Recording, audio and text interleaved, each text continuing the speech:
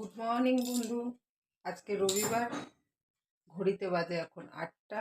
আমি এখন থেকে আপনাদের সাথে বক বক শুরু করছি। চলুন আজকে সারাদিনে কি কি কাজ আপনাদের সাথে শেয়ার করি।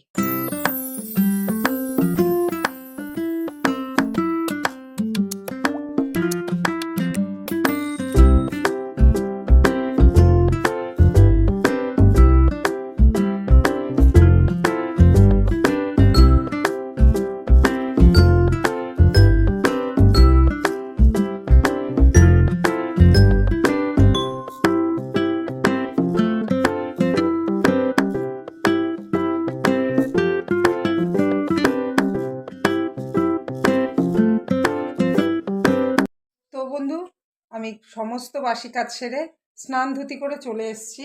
এখন চা খাবো আর আপনাদের সাথে গল্প করব। আর একটু ছোট কাজ আছে, সেটা হচ্ছে জামা কাপড় গোছানো।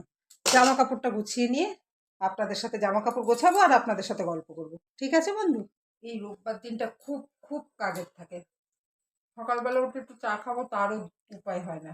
তাই স্নান ধুতি করে বাসি কাজ সেরে সব কিছু সেরে টেরে এখন আমি আপনাদের সাথে চা খাবো আর একটু আপনাদের সাথে গল্প করব।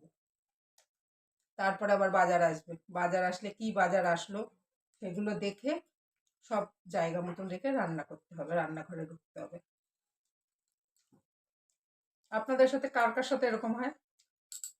সকালবেলা চা খাওয়ার টাইম পান না, এখন বাজে 9:30, এখন আমি সকালের চা খাচ্ছি, তাহলে বুঝুন। ও, চাটা যা হয়েছে না বন্ধু। তো বন্ধু, আমার চা খাওয়া এখন কমপ্লিট হয়ে গেল। এখন আমি কতগুলো জামা কাপড় আছে,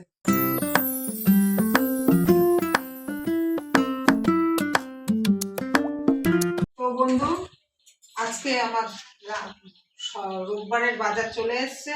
বাজার আপনাদের সঙ্গে শেয়ার করছি। সপ্তাহের বাজার এটা, সপ্তাহের মাছ। রোববার একা খাবো না কিন্তু, একদিনের না। এটা হচ্ছে ট্যাংরা মাছ, এখানে আছে ভোলা মাছ, এখানে আছে মোরলা মাছ, এখানে বাটা মাছ, আর আছে তেলাপিয়া মাছ, আর এটা হচ্ছে আমার দুষ্টুর মাংস। এই সব বাজার এনে দিয়েছে সারা সপ্তাহের নামে। এবার যেদিন যেটা করার সেটা আমার মাথা খাটিয়ে করতে হবে। আজকে এটা রান্না, কালকে ওটা রান্না, ঠিক আছে না? হঠাৎ করে প্ল্যান হলো যে আমরা আজকে মার্কেটিং করতে যাব। তাই রওনা দিয়ে দিলাম, যেরম কথা তেরম কাজ। আমি আর আমার মেয়ে দুজনে মিলে ট্রেনে এখন যাচ্ছি।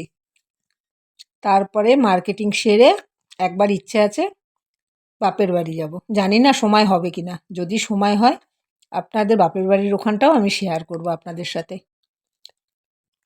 দেখুন কত ভিড়, বা সেরকম একটা ভিড় বলাও যাবে না, আবার ভিড়ও বলতে হবে। আমরা ফাঁকায় ফাঁকায় যতটা পেরেছি করে নিয়ে চলে এসেছি। আর বাড়ি আসলাম, এখন বাজে ঘড়িতে 8:30। আর ভালো লাগছে না বন্ধু, শরীর পুরো ছেড়ে দিয়েছে। তাই আজকের মতন এখানে tata, bye bye, good night.